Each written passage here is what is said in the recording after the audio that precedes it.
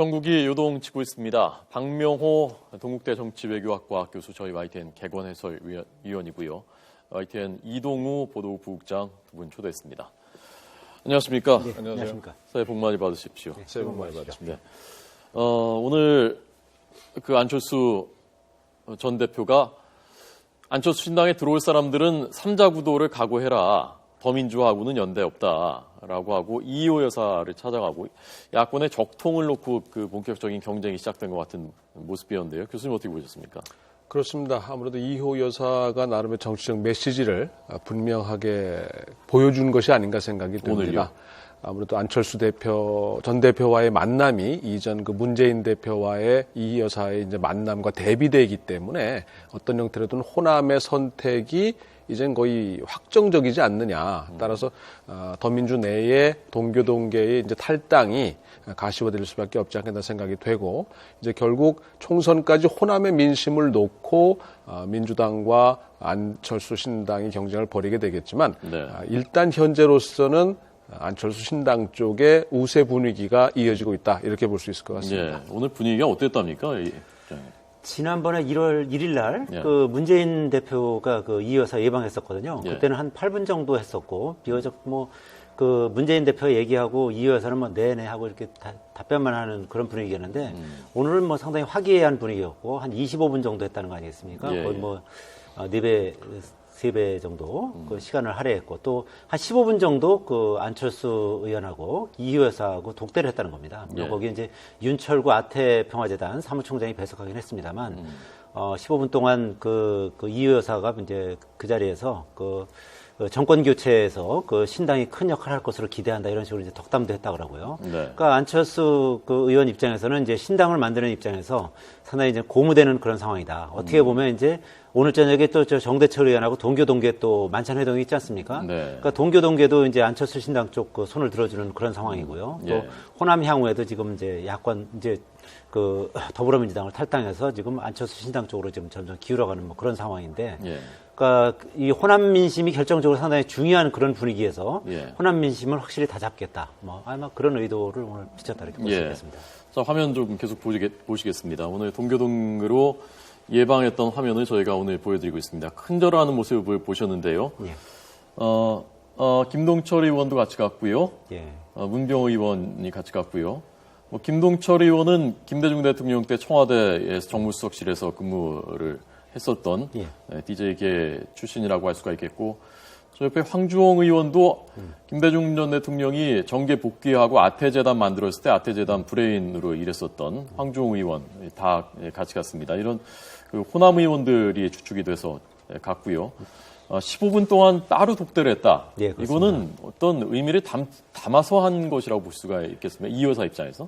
정치에서 그 독대라는 거는 상당히 큰 의미가 있죠. 예를 들어서 김무성 대표가 청와대를 가서 여야 대표 회담을 한다든지 새누리당 지도부 회담을 한 뒤에 예. 대통령과 독대를 했는지 안 했는지가 그야말로 하늘과 땅 차이거든요. 그러니까 이것도 지난번에 그 문재인 대표가 그 예방을 했을 때도 네. 독대를 하고 싶어 했습니다만 결국 성사되지 않았고요. 예. 이번에는 15분 동안 이제 독대를 하면서 예. 어떻게 보면 이제 안철수 의원에게 그러니까 안철수 신당에 그 힘을 실어주는 이제 그런 어떤 상징적인 그 의미가 있다, 이렇게 볼 수가 있겠습니다. 네, 지금 보시는 화면은 문재인 대표가 갔을 때 예. 그때 화면입니다. 그 당시 상황은 저렇게 그 자리에 바닥에 앉아서 계속 문재인 대표가 8분 동안 주로 문재인 대표가 얘기를 했고, 이 여사는 별로 반응이 없었다는 거죠. 예, 그렇습니다. 이제 문재인 대표가 주로 이제 말씀을 하고, 예. 그에 대해서 이제 이호 여사가 이제 주로 이제 짧게 답변만 하는, 네네 이런 식으로 답변만 하는 그런 상황이었는데,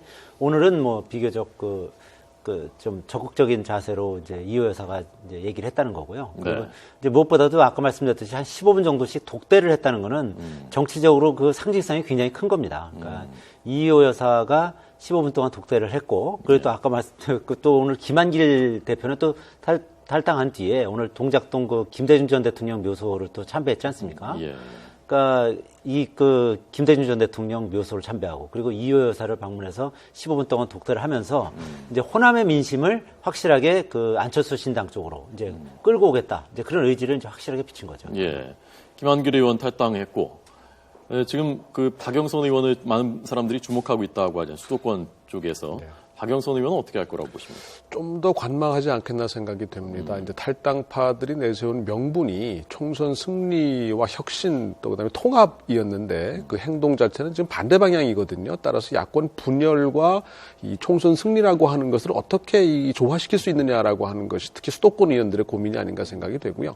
박영선 의원까지 만약에 탈당 대열에 합류하게 된다면 결국 이제 더민주당은 결국은 그 친노 중심으로만 이제 남게 되는 상황이 되기 때문에 아무래도 좀 더 사태를 관망하지 않을까 생각이 되고 주류 측에서도 박영선 의원을 좀 주저앉히기 위한 나름의 여러 가지 좀 그 작업들이 좀 있지 않을까 생각이 됩니다. 예.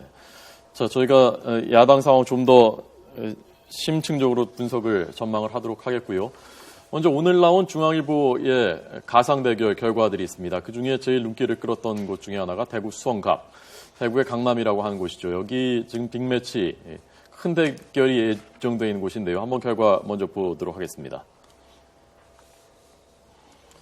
네, 중앙일보가 1000명 대상으로 한 조사 결과인데요. 김문수 전 경기지사가 31.8, 김부겸 전 의원이 48.8, 17%포인트 차이가 났거든요. 예.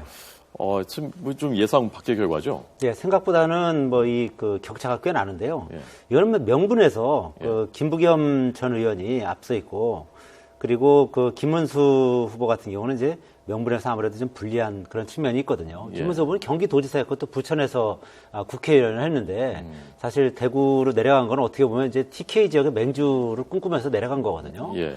그렇기 때문에 그 명분 싸움에서 그 김부겸 전 의원 같은 경우 계속 지역 감정에 계속 그 계란으로 바위치듯이 그런 식으로 이제 계속 도전을 했던 거고, 지난 대구시장 선거에서도 꽤 많은 표를 얻었거든요. 예. 그러니까 그런 이제 노력들을 대구 시민들이 이제 상당히 어느 정도 대구 수성갑의 그 유권자들이 상당 부분 이제 그 부분에 대해서 높이 평가했다. 예. 그렇게 보는 거고. 예. 이렇게 되면 이제 김문수 후보 같은 경우는 사실 그 지역구에 계속 있을지 아니면 그 뭐 험지 출마로 이런 사실 뭐 대구 수성갑이 어떻게 보면 이제 험지가 된 그런 험지죠, 꼴이 됐는데 저는, 예. 예. 다시 이제 다른 지역구로 갈지 이제 그 부분을 이제 고민해야 되는 이제 그런 상황에 빠진 거죠. 네. 아마 고민이 클 것 같습니다. 저희가 김부겸 그 후보는 내일 전화로 인터뷰를 하기로 했고요. 오늘 김문수 후보를 전화로 연결했습니다. 두 분도 궁금하신 게 있으면 뭐 다른 데 가실 의향이 있는지 직접 한번 물어보시기 바랍니다. 김문수 후보님 안녕하십니까? 네, 반갑습니다. 김문수입니다. 네. 새해 첫 오늘 근무일인데 신문 보시고서 좀 놀라셨겠는데요? 예, 뭐 원래 제가 내려올 때에도 이런 상태에서 험지라고 해서 예. 이쪽 대구 지역에 12명의 국회의원들이 구원 투수로 저를 좀 고향이고 하니까 뛰어달라 이렇게 예. 해서 제가 왔습니다. 그 네. 아직 여론이 많이 호전이 안 되고 있어서 제가 더 앞으로 열심히 하라는 신호로 그렇게 받아들이고 있습니다. 네. 지금 대구 내려가신 지가 꽤 몇 달 됐지 않습니까? 지금 그래서 벌써 한 6개월 되고 있습니다. 6개월 되는데요. 네. 그런데 너무 호전이 너무 안 된 것 아닙니까? 네, 여러 가지 뭐 요인이 있겠습니다만 제가 어떤 점이 부족한지 다시 전부 점검을 해서 더욱 열심히 뛰도록 하겠습니다. 예. 어떻습니까? 그 선거 때쯤 되면 이제 사실 석 달밖에 남지 않았는데 6개월 동안 안 변했는데 석 달 동안 변할 것이라고 기대를 하시는 겁니까? 아직까지는 뭐 선거가 본격 시작되지 않은 상태에서 제가 왔기 때문에 예. 이제 올해 들어와서 이제 본격적으로 선거 분위기에 들어오면은 구체적인 선거 운동과 또 선거 정책 이런 것들을 가지고 대구 경제를 살리겠다, 대구의 일자리를 만들겠다, 뭐 이런 여러 가지 대구 정치도 좀 바꾸겠다 이런 공약을 하면서 더 열심히 뛰도록 하겠습니다. 예. 이렇게 17%포인트 차이가 난 이걸 원인이 뭐라고 보셨습니까? 후보님께서는요. 그 뭐 여러 가지 여론상으로 이제 문제가 있겠습니다만은 특히 젊은 층들에서 지지가 약합니다. 연세 드신 분들은 상당히 압도적인 지지를 해주시는데 네, 네. 젊은 층들이 최근에 여러 가지 저 같은 경우는 특히 또 험지 출마론 이래가지고 예. 제가 마치 대구가 험지가 아닌 것처럼 뭐 텃밭에 내려왔으니까 그냥 온 거 아니냐 네. 이런 오해도 계속 나오고 그래서 저 만나는 사람들이 어디로 또 옮기느냐 이런 질문을 많이 합니다. 예. 그런 부분에 대해서 빨리 안정이 되면은 더 열심히 뛰기 좋은 환경이 될 것으로 봅니다. 예. 아까 그 연령별 지지율 나온 거 있죠? 그 그래픽 잠깐 보겠습니다. 그러니까 그 고령층에서는 김문수 후보가 앞서시고, 그러니까 결국 선거 투표율은 고령층에서 높을 것이고, 그러니까 실제로 투표를 해보면 좀 결과가 다를 수도 있겠다고 보시는 거군요. 뭐 꼭 그런 것보다도 현재로서는 대구가 우리 당 지지도가 압도적으로 높고요. 예. 또 대구 시민들이 생각할 때도 우리 당을 탈당해서 그 반대당에 가 있는 후보를 어떤 이유로 이제 찍느냐. 그것은 주로 대구 정치에 대한 비판 또 실망 이런 것들인데, 이런 것들을 제가 이제 적절하게 실망하는 대구 정치를 희망으로 우리 새누리당이 일자리를 만들고 정치를 새롭게 바꾸는 희망으로 만들어내야만 지지가 될 것으로 보고 있습니다. 예, 예. 지금 저희 같이 대담하고 있는 박명호 교수님하고요. 이동우 저희 YTN 부국장께서 궁금하신 것들이 있답니다. 먼저 박 교수님 질문해 주시기 바랍니다. 예, 안녕하십니까. 네, 반갑습니다. 네, 600명 조사하고 아직 말씀하신 대로 총선거가 한 100일 정도 남아있기 때문에 사실 예단하기는 대단히 어렵다고 저도 생각을 합니다. 다만 이런 결과를 보여주는 게 김문수급에 걸맞는 그 무언가가 아직 유권자들에게 좀 제시되지 않았던 것이 아닌가 싶은데 어떻게 생각하십니까? 그런 점도 많이 있을 것 같습니다. 그래서 저는 여기 올 때부터 사실은 대구 지역의 국회의원들, 이한국 의원이 사표 내면서 그쪽 요청이라도 많은 12명 국회의원 전원이 요청해서 왔는데, 제가 마치 꽃가마를 타고 고향에 온 것처럼 계속 그렇게 좀 많이 보도가 되기 때문에 저로서도 조금 어려운 점이 많이 있었습니다. 예. 자, 예, 이 부국장. 지사님 안녕하십니까. 저 이동우 부국장입니다. 네, 반갑습니다. 예. 전에는 부천 지역에서 국회의원 하셨고요. 그리고 경기도지사를 하셨기 때문에 수도권에서 상당히 인지도가 높으신 거로 알고 있고요. 네. 지금 당에서도 이제 그런 부분을 검토를 하고 있는 것 같은데, 혹시 부천이나 성남 같은 수도권으로 출마 요청이 온다면 그 부분에 대해서는 어떻게 대응을 하시겠습니까? 근데 여기 쪽에도 이제 막연히 어느 쪽으로 구체적으로 해가지고 이야기하는 거는 아직 들은 바도 없고, 저는 당 지도부에서도 이쪽에 오는 것에 대해서 전부 동의를 해서 왔습니다. 근데 지금 어떤 변화가 있는지 그런 건 구체적으로 좀 이야기가 돼야지, 막연하게 계속 험지 출마론이다 이렇게 하니까 사실 이쪽에서도 언제 이사 가느냐 계속 이 질문을 많이 받고 있어서 굉장히 당혹스럽습니다. 근데 가정이긴 합니다만, 만약에 이제 당에서 그런 요청이 있다면, 또는 그런 분위기가 있다면, 그에 대해서는 어떻게 답변을 하시겠습니까? 아직 요청도 없고요. 또 그 요청할 때는 무슨 구체적인 내용이 있어야 되겠는데, 현재로서는 전혀 그런 것들이 없습니다. 예. 구체적인 조건을 가지고 예컨대 이 지역 수도권 험지구 여기가 전략적인 요충지니까 거기 한번 나서 주십시오라고 당에서 공식 요청한다면은 아예 닫아놓는 건 아니란 말씀이십니까? 아닙니다. 여기가 우선에 예. 현재 제가 수성갑의 당협위원장입니다. 예. 그럼 수성갑에 대한 당협에서 어떻게 수성갑 선거를 승리로 이끌 것인지, 대구 수성갑은 아시는 것처럼 우리 새누리당의 가장 중요한 제일 중심 1번지로 볼 수 있겠습니다. 예. 그래서 여기에 대한 대책도 저로서는 큰 책임감을 가지고 있습니다. 네. 알겠습니다. 김문수 전 지사님 오늘 전화 연결 감사하고요. 검토하시기 바랍니다. 예, 감사합니다. 네. 자, 넘겨주시죠. 저희가 앞서 예고한 대로 김부겸 후보도 내일 저희가 전화로 연결해서 김부겸 후보의 전략과 입장도 듣도록 하겠습니다. 다른 지역들도 몇 군데 나왔거든요. 오늘 격전지 예상되는 곳들 한번 보도록 하겠습니다. 중앙일보의 조사, 아까 제가 1000명이라고 했는데 지역별로 쳐서 600명씩입니다. 자, 보시죠. 부산 사상은 손수주 31.4, 배재정 현재 전국 비례대표 의원이죠. 29.6% 접전을 벌이는 것으로. 여기가 원래 문재인 대표의 지역구. 그렇죠. 문재인 대표 지역구고요. 예. 제가 예상했던 것보다는 배재정 의원의 그 지지율이 꽤 높게 나오는 거로 보여집니다. 그런데요. 왜냐하면 이제 어쨌든 손수조 후보는 여기서는 이제 그 문재인 그 대표하고 한번 지난 총선에 한번 일합을 겨뤘었던 거고 배재정 의원 같은 경우는 이제 비례대표로 이쪽 그 지역을 문재인 대표로부터 물려받은 지 얼마 안 됐거든요. 예, 예. 그러니까 저 정도면 생각보다는 배재정 의원 그 지지율이 꽤 높게 나오는 건 합니다만 여기 보시다시피 이제 정당 지지율로 봤을 때는 새누리당이 훨씬 높거든요. 네. 그러니까 아무래도 이제 저런 정당 지지율과 현재 그 나오는 지지율을 다 감안해 보면 손수조 후보가 좀 더 유리한 국면이 아닌가 이렇게 풀이가 됩니다. 예. 배재정 의원은 부산일보 원래 출신. 예, 그렇습니다. 예? 고향이 부산인가요? 예, 그렇습니다. 그렇죠. 네. 자, 다음 자 얼굴 한번 보여드리고요. 자, 배재정 의원 얼굴 한번 보여드리죠. 네, 이게 얼굴을 보여드려야 되니까요. 이 형평성이 맞으니까요. 자, 다음 지역구 가보겠습니다.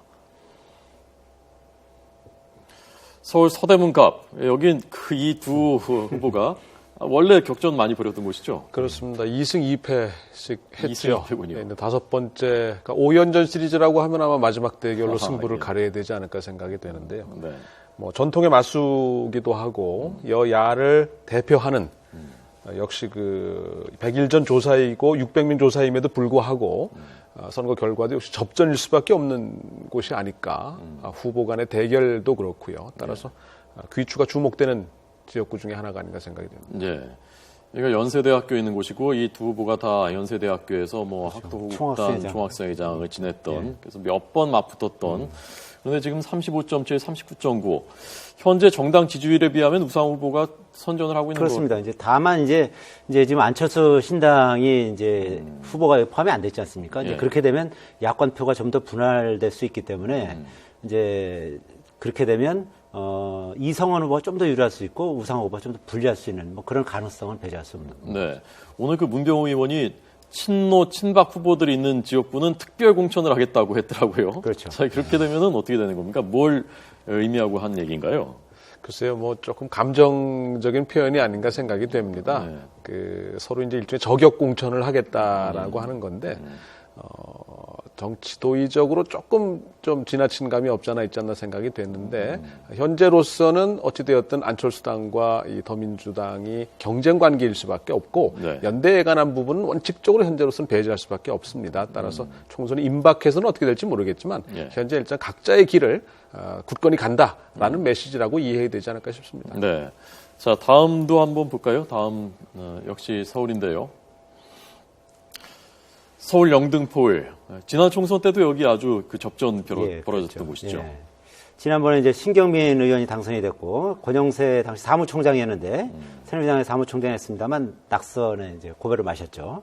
이번에 이제 다시 이제 둘이 이제 결투를 다시 벌여야 되는 상황인데 현재 어쨌든 여론조사상으로는 권영세 전 주중대사가 좀 앞서는 거로 나옵니다만 이쪽 지역은 전반적으로는 그 야당 성향이 좀 강한 지역입니다. 그래서 결과가 어떻게 나올지 모르겠습니다만 또 지역별로 또 이 그 여의도 지역하고 신길동 지역하고 표심이 아주 극명하게 엇갈리거든요. 그래서 어느 지역이 더 투표를 많이 하느냐. 이제 여의도 지역은 전반적으로 이제 여당 성향이 강하고 뭐 신길동이라든지 나머지 지역들은 좀 야당 성향이 강하거든요. 그래서 어느 지역이 그 투표율이 좀 높을지 이제 그런 부분이 이제 큰 변수가 될 가능성이 있는 거죠. 예.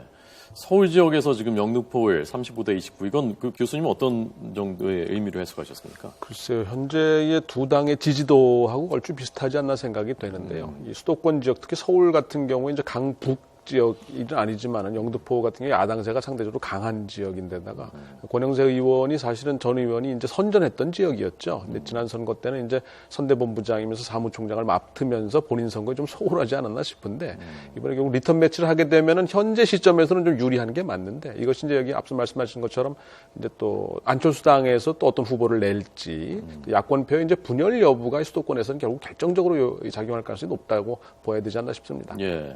그러니까 어떻게 보면은 안철수 신당 입장에서는 지금 그 서울 지역구를 가지고 있는 야당 의원들, 더민주당 의원들을 당락을 결정할 수도 있는 칼자루를 쥐인 것 같은 그런 위치일 수도 있는 그렇게 볼 수 있을 것 같아요. 그렇죠. 그런 면에서 아까 이제 문병호 의원이 한 얘기가 어떻게 보면 예. 상당히 의미 있는 얘기인 거죠. 그러니까 그 친노 또는 친박 의원 지역구에 그 전략 공천하겠다. 누군가를 하여튼 저 새로운 인물을 영입해서 전략 공천하겠다는 거는 예. 이제 상당히 그 지금 현재 그 현역 의원들 입장에서는 상당히 이제 어떻게 보면 이제 충격으로 다가올 수 있는 거죠. 예. 그리고 실제로 지난 총선에서도 네. 그 호남 향후회의 어떤 이 선거에 미치는 영향이 컸었거든요. 그래서 이번 선거에서도 그 안철수 신당이라는 게 나오는 거에다가 또 호남 향후의 어떤 그 향배, 호남 향후회가 어떤 정당을 밀어줄 것인지 그런 부분도 상당히 그 의미가 크거든요. 예. 얼마 전에 이제 호남 향후의 상당 부분들이 이제 천정배 신당으로 넘어갔지만 그 호남 향후의 이제 간부들은 지금 이제 제3지대에 남아서 이제 나머지 그 신당들을 뭐 천정배 신당이라든지 뭐 박주선 신당, 박준영 신당 그리고 이제 안철수 신당 이렇게 전부 빅텐트를 만들겠다는 거거든요. 이제 네. 동교도 마찬가지로 이제 그런 역할을 하겠다는 건데 네. 이제 그렇게 만약에 하나의 연합이 이루어질 경우에는 그런 어떤 빅텐트가 이루어질 경우에는 호남 민심이 그쪽으로 쏠릴 가능성이 높아지고 그렇게 되면 그 더불어민주당의 현재 수도권 지역 의원들이 상당히 불안해질 수 있는 그런 예. 여지가 있는 거죠. 아마 그러니까 이 얘기가 나오는 것 같은데 더민주당에서 문재인 대표가 지금 김부겸 천정배 공동선거 선대위원장을 하기 위해서 제안을 하고 계속 접촉을 하고 있다는 것 아닙니까? 그 가능성, 성사 가능성 어떻게 보십니까? 뭐 천정배 의원 쪽에서는 뭐 그쪽 생각이라고 선을 그은 것 같은데요. 아, 그 문재인 대표 입장에서는 당연히 뭐 그게 아마 최상의 최적의 조합일 수 있을 겁니다만은 김부겸 의원은 김부겸 후보는 모르겠습니다만은 천정배 신당은 지금 자체의 정당으로 지금 나아가고 있는 상황이기 때문에 아마 받아들일 가능성은 거의 없다고 생각이 되고 문제는 이제 더민주당 쪽에서 결국 이제 호남 쪽의 상징성을 가진 어떤 인물을 내세울 수 있느냐라고 하는 겁니다. 앞서 이희호 여사와 이제 안철수 전 대표의 면담에서 보여지듯이 호남이 지금 방향을 정한 걸로 보여지고 있기 때문에 과연 이걸 어떻게 다룰 것이냐. 호남표 없이 더불어민주당이 과연 얼마나 성공할 수 있겠느냐가 의문스러울 수밖에 없거든요. 따라서 이 부분을 어떻게 이제 해법을 제시할 수 있느냐. 따라서 구체적으로 누구를 선대위원장에 호남을 대표해서 앉힐 수 있느냐. 이게 관건이 아닐까 싶습니다. 예. 신당 경쟁에서 지금 천정배 의원이 안철수 전 대표한테 밀리고 있는 양상이란 말입니다. 자칫하면 주도권을 내주거나 흡수될 그런 가능성도 있는. 그렇다면은 혹시 의외로 또 문재인 대표의 손을 잡을 그럴 가능성은 전혀 없을까요? 그럴 가능성은 높지는 않다고 보여지고요. 예. 어쨌든 천정배 의원이 이제 탈당을 하면서 예. 뭐 아주 그런 부분에 대해서는 이제 상당 부분 이제 못을 박았기 때문에 그건 쉽지는 않을 것 같고요.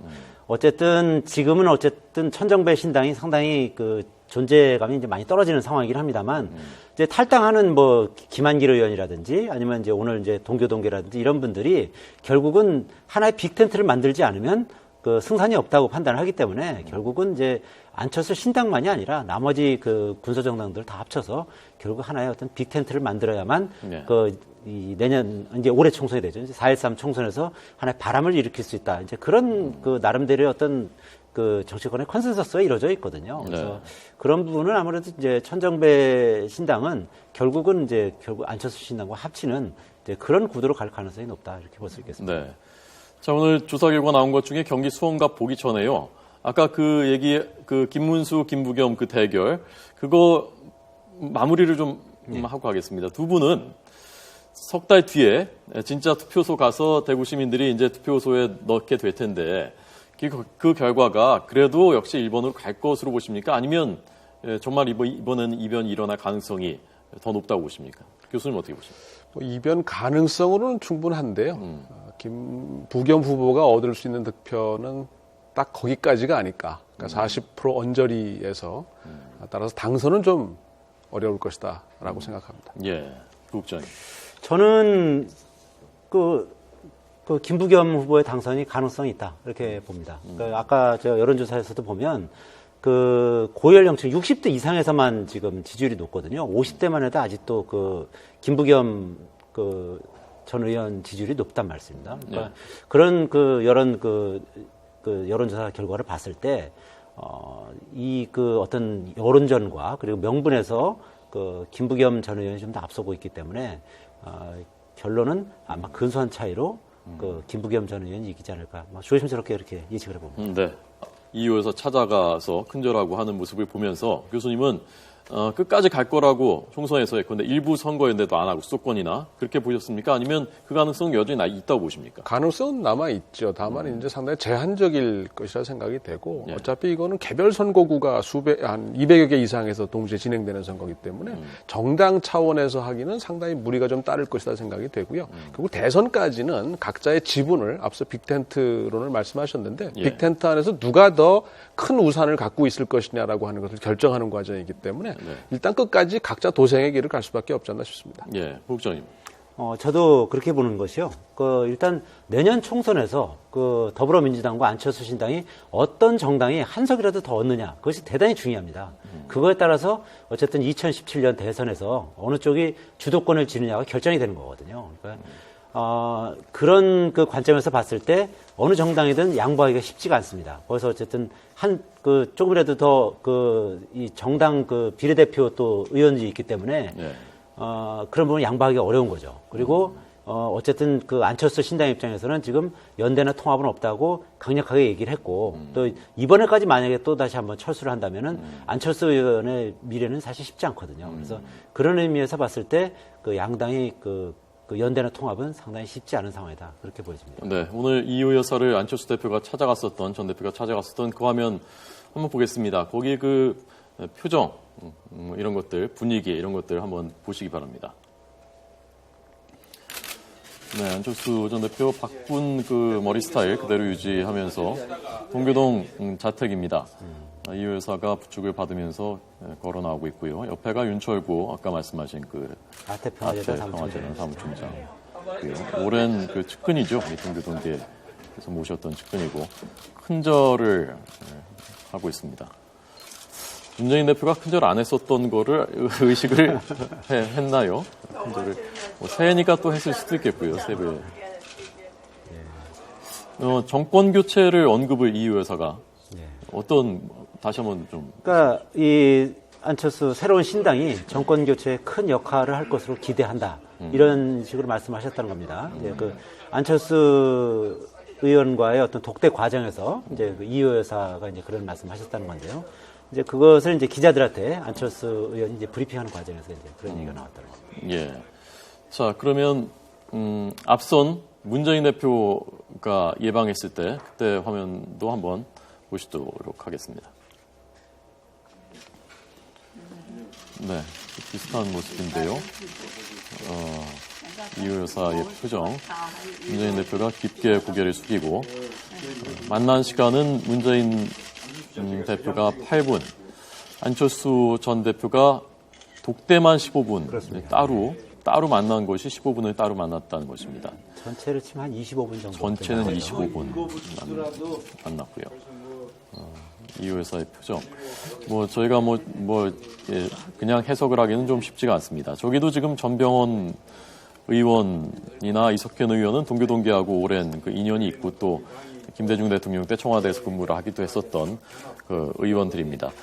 자, 이 모습이 상징하는 것은 호남 민심 그리고 동교동 이런 것에 대한 주도권, 더 나아가서는 야권의 적통을 경쟁하는 그것이 지금 아주 본격적으로 달아오르고 있다라는 것을 보여주는 모습이었습니다.